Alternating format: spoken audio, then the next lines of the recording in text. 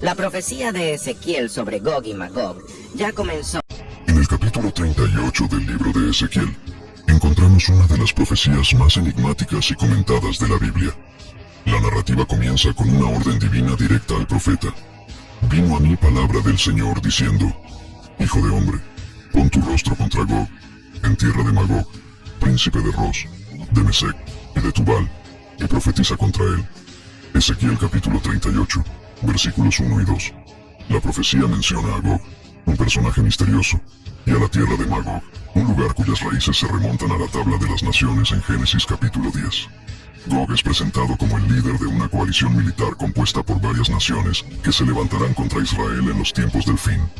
No aparece como rey de un país conocido, sino como un jefe, un comandante militar o príncipe de varias regiones antiguas, Ros, Mesec y Tubal. Para entender esta profecía, es esencial identificar correctamente los elementos involucrados. ¿Quién es Gog? ¿Dónde se encuentra Magog? ¿Cuáles son las naciones involucradas? ¿En qué momento histórico ocurre esta guerra? ¿Y cuáles son las señales que la preceden? La primera referencia a Magog aparece en Génesis capítulo 10, versículo 2, donde Magog es listado como uno de los hijos de Jafet, hijo de Noé. Los descendientes de Jafet han sido tradicionalmente asociados con las regiones al norte del antiguo Israel, especialmente áreas alrededor del Mar Negro y el Mar Caspio. Los estudiosos judíos y cristianos primitivos identificaron a Magog con pueblos bárbaros del norte, incluyendo citas sobre escitas, medos y tribus asociadas con regiones que hoy serían parte de Rusia, Georgia, Kazajistán, Ucrania, Irán y Turquía.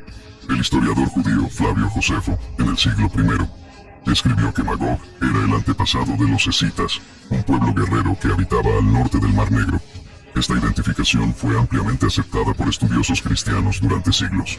A partir de esto, muchos expositores bíblicos comenzaron a considerar que la tierra de Magog se refería a las regiones al norte de Israel, identificadas como áreas dominadas por tribus del norte de Asia y Europa del Este. La figura de Gog es central en esta profecía, pero no se menciona en ningún otro lugar de la Biblia, salvo en Ezequiel capítulos 38 y 39, y de forma simbólica en Apocalipsis capítulo 20. Gog es descrito como líder de la tierra de Magog y príncipe de Ros, Mesec y Tubal. Los estudiosos interpretan este título como equivalente a jefe supremo o comandante militar de varias regiones. La identificación de Ros, Mesec y Tubal ha sido asociada con antiguas ciudades y naciones ubicadas en la región de Anatolia y el Cáucaso, hoy partes del este de Turquía, Georgia y el sur de Rusia. Estas áreas fueron habitadas por pueblos como los moscos, vinculados a Mesec, y los tibarenos, Tubal, conocidos por su participación en guerras y comercio de esclavos durante el periodo asirio y babilónico. La palabra Ros ha sido relacionada por algunos estudiosos con el pueblo de la antigua Rusia, o con el término genérico para cabeza o jefe. Esta identificación es debatida por otros estudiosos, pero aún así ha sido popularizada en comentarios proféticos modernos que asocian Ros con la actual Federación Rusa. En el versículo 5 de Ezequiel capítulo 38, el profeta lista las naciones que acompañarán a Gog: Persia, Cus y Fut con ellos, todos con escudo y casco, Gomer y todas sus tropas, la casa de Togarma, de los confines del norte, y todas sus tropas, muchos pueblos contigo. Analicemos cada una de ellas con base en fuentes bíblicas e históricas. Persia corresponde al actual Irán, una de las civilizaciones más antiguas de Medio Oriente. Persia fue enemiga de varios imperios en el pasado, pero en la profecía aparece del lado de Gog. Cus, región que comprende el sur de Egipto, Sudán y partes de Etiopía. Los cusitas aparecen en varios pasajes bíblicos como guerreros y aliados militares. Fut probablemente se refiere a partes del norte de África, especialmente Libia. Gomer, asociado con pueblos del oeste de Anatolia o Europa Oriental. Algunas tradiciones los vinculan a los cimerios, pueblos guerreros del Mar Negro. Casa de Togarma, identificada con regiones de la Anatolia central y oriental, hoy territorio de Turquía. Todas estas naciones están geográficamente ubicadas al norte, noreste y oeste de Israel. Son países mayoritariamente musulmanes en la actualidad, lo que lleva a muchos estudiosos a especular que la coalición descrita está, en parte, motivada por razones religiosas e ideológicas en los tiempos finales. Ezequiel describe que Gog será motivado a atacar a Israel por codicia y deseo de conquista. En el versículo 11, el profeta registra las palabras atribuidas a Gog. Subiré contra una tierra indefensa. Iré contra los que viven tranquilos, que habitan con seguridad. Todos ellos habitan sin muros, sin cerrojos ni puertas. Israel es descrito como una nación en paz, próspera y aparentemente vulnerable. Esta condición contrasta con el estado histórico de Israel, que ha enfrentado conflictos constantes desde su fundación en el año 1948. Así, los intérpretes comprenden que esta profecía apunta a un tiempo futuro, en el cual Israel estará viviendo un periodo de tranquilidad antes del ataque sorpresa de la coalición de Gog. La motivación expresada en el versículo 12 es clara: para tomar despojo, para arrebatar botín, para extender tu mano contra tierras ahora habitadas que antes eran desiertas, y contra un pueblo reunido de entre las naciones. Se trata de una invasión movida por intereses económicos, territoriales y políticos. Israel, según la profecía, tendrá riquezas, estabilidad y atractivo estratégico. A pesar de la complejidad geopolítica descrita, el texto de Ezequiel deja claro que el propio Dios está en control del plan. Gog piensa que actúa por su propia voluntad, pero el versículo 4 afirma que Dios es quien lo atraerá. Te haré volver y pondré garfios en tus quijadas, y te sacaré con todo tu ejército. Esto demuestra que Gog será manipulado para cumplir los propósitos divinos de juicio y revelación. Dios usará la arrogancia de las naciones como instrumento para demostrar su poder ante el mundo. El versículo 8 de Ezequiel capítulo 38 menciona explícitamente: después de muchos días serás visitado. Al cabo de los años vendrás a una tierra salvada de la espada. Este lenguaje es común en las profecías escatológicas. Expresiones como al cabo de los años o en los últimos días también aparecen en Daniel, Isaías, Joel y en el mismo Apocalipsis. Se trata de una indicación temporal que sitúa la invasión de Gog y Magog como un evento que ocurre cerca del fin de la era humana actual, en un periodo de gran agitación espiritual y política. Otro aspecto importante es la descripción de la condición de Israel. Fuiste contra un pueblo reunido de entre las naciones, que tiene ganado y bienes, y habita en el centro de la tierra. Ezequiel capítulo 38, versículo 12. Israel es presentado como un pueblo que volvió del exilio, establecido en su tierra, poseedor de recursos y viviendo en relativa seguridad. Esto se cumple de forma parcial, con el retorno de los judíos a la tierra de Israel en el siglo XX, y con el crecimiento tecnológico y económico del país. Hoy, Israel es una potencia tecnológica y militar, con sistemas de defensa avanzados como el Domo de Hierro, una economía fuerte y un crecimiento poblacional sostenido. Aún así, continúa rodeado de enemigos y amenazas. La profecía, sin embargo, describe un escenario donde Israel se siente seguro, lo que sugiere la existencia de algún tipo de acuerdo de paz o periodo temporal de estabilidad que aún está por venir. Durante el ataque, algunas naciones se colocan como meros observadores o críticos pasivos. Sabá y Dedán y los mercaderes de Tarsis y todos sus leoncillos te dirán: vienes a tomar despojo. Ezequiel capítulo 38, versículo 13. Sabá y Dedán son ubicaciones en la península arábiga, asociadas al actual Yemen, Arabia Saudita y Omán. Tarsis es comúnmente relacionada con España o regiones distantes del Mediterráneo occidental. Estos países no participan en la guerra, pero tampoco defienden a Israel. Solo cuestionan los motivos del ataque, sugiriendo que hay codicia y ambición detrás de las acciones de Gog. Esto sugiere un escenario geopolítico, donde muchas potencias del mundo observan pasivamente el conflicto sin intervenir directamente. En los versículos siguientes, Ezequiel comienza a anunciar que Dios intervendrá directamente contra Gog y su coalición. La narrativa se torna cada vez más apocalíptica. En el versículo 18 se dice: en aquel día, cuando Gog venga contra la tierra de Israel, declara el Señor Dios, mi furor subirá a mi rostro. El Señor manifiesta una ira santa contra la invasión.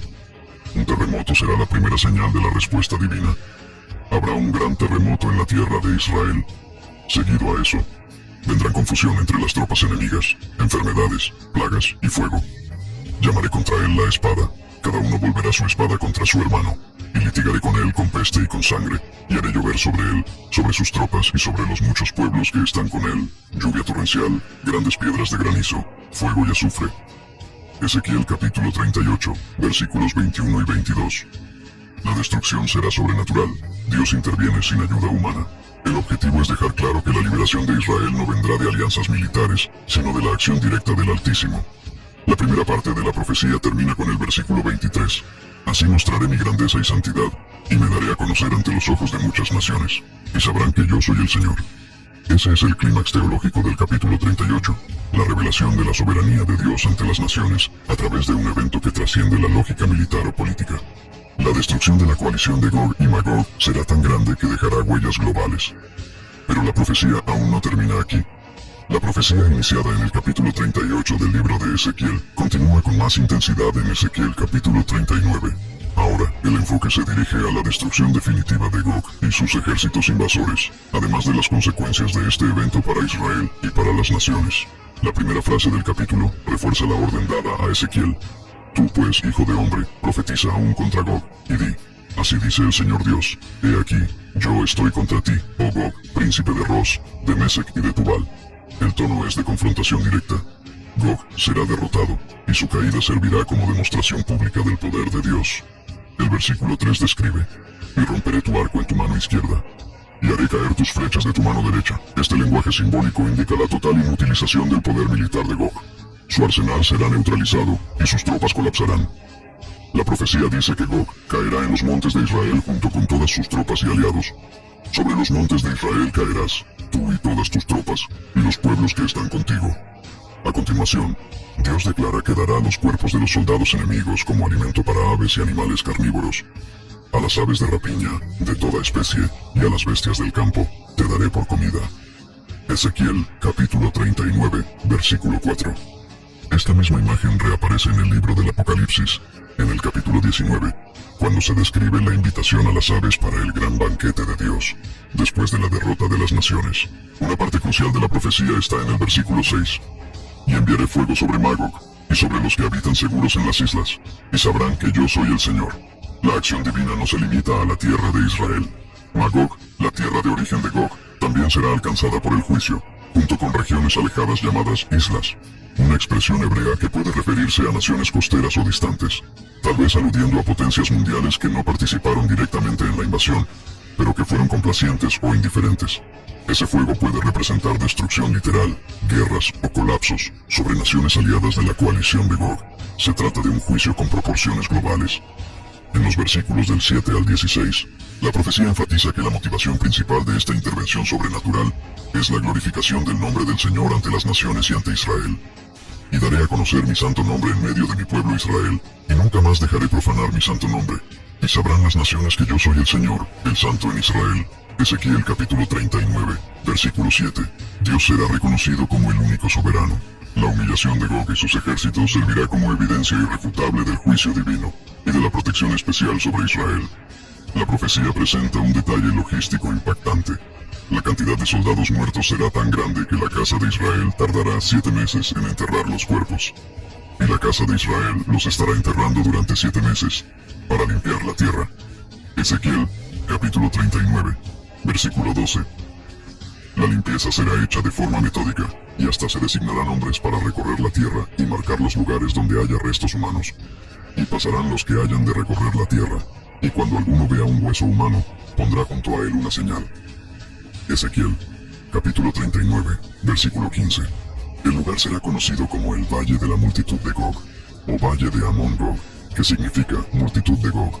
Esa cantidad de muertos evidencia que se trata de una guerra de grandes proporciones, con potencial destructivo comparable a los mayores conflictos registrados en la historia de la humanidad. Otro elemento simbólico y práctico aparece en los versículos 9 y 10. Y los habitantes de las ciudades de Israel saldrán y encenderán fuego con las armas, y las quemarán durante 7 años. Quemarán escudos, arcos, flechas, lanzas y otros materiales de guerra. Esta imagen puede interpretarse literalmente o simbólicamente, indicando la inutilidad futura del aparato militar de las naciones.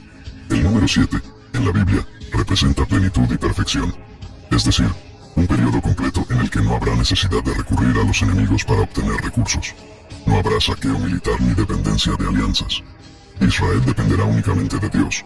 La narrativa continúa con una imagen apocalíptica poderosa, en la que Dios invita a las aves del cielo y a los animales de la tierra a un banquete. Tú pues, hijo de hombre, así dice el Señor Dios, di a las aves de toda especie, y a todas las bestias del campo, reúnanse, vengan, júntense de todas partes para mi sacrificio, que yo he preparado para ustedes. Ezequiel, capítulo 39, versículo 17. La imagen es paralela a la escena de Apocalipsis, capítulo 19, versículos 17 y 18, cuando un ángel clama a las aves para participar del gran banquete de Dios, tras la derrota de las naciones rebeldes. Esta conexión entre Ezequiel y Apocalipsis sugiere una relación escatológica directa entre ambas visiones proféticas. Después de la destrucción de Gog, el capítulo 39 comienza a describir la restauración plena de Israel. Dios traerá de vuelta al resto del pueblo exiliado y derramará su espíritu sobre la nación. Ahora pues, haré volver el cautiverio de Jacob, y tendré misericordia de toda la casa de Israel. Y no esconderé más mi rostro de ellos, porque habré derramado mi espíritu sobre la casa de Israel, dice el Señor Dios. Ezequiel, capítulo 39, versículos del 25 al 29. Estos versículos apuntan a un futuro en el que Israel será espiritualmente restaurado en una alianza definitiva con el Señor. Se trata de un nuevo tiempo, posterior a la guerra de Gog, con una fuerte connotación escatológica.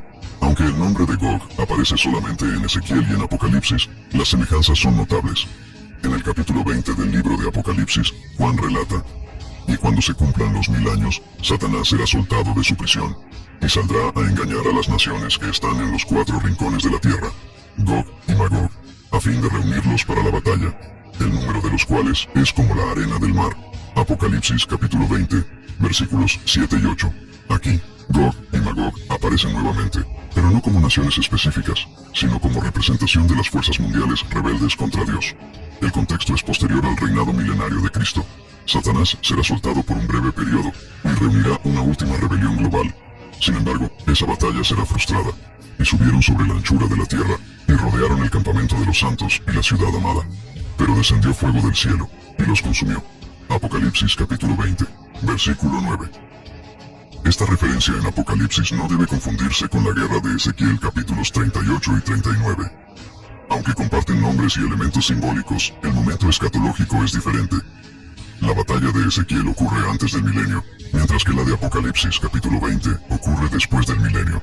Algunos estudiosos sostienen que Juan usó los nombres Gog y Magog de forma simbólica, representando cualquier coalición mundial rebelde contra Dios, mientras que otros ven 2 eventos distintos: una guerra real antes de la tribulación, y otra simbólica y final, en el juicio último, ante la creciente inestabilidad global. Guerras regionales, alianzas militares estratégicas y avances tecnológicos. Muchos estudiosos e intérpretes modernos señalan la posibilidad de una convergencia profética en los próximos años, aunque la Biblia no menciona fechas específicas como 2026. Algunos análisis escatológicos observan que Israel ha vivido avances significativos en seguridad, tecnología y economía. Naciones como Irán, Persia, Turquía, Togarma, Rusia, Ros y países africanos han reforzado lazos militares. Hay creciente hostilidad contra Israel en foros internacionales. El Medio Oriente está más polarizado, con coaliciones formándose por intereses económicos y religiosos. El número de judíos que regresan a la tierra de Israel ha aumentado.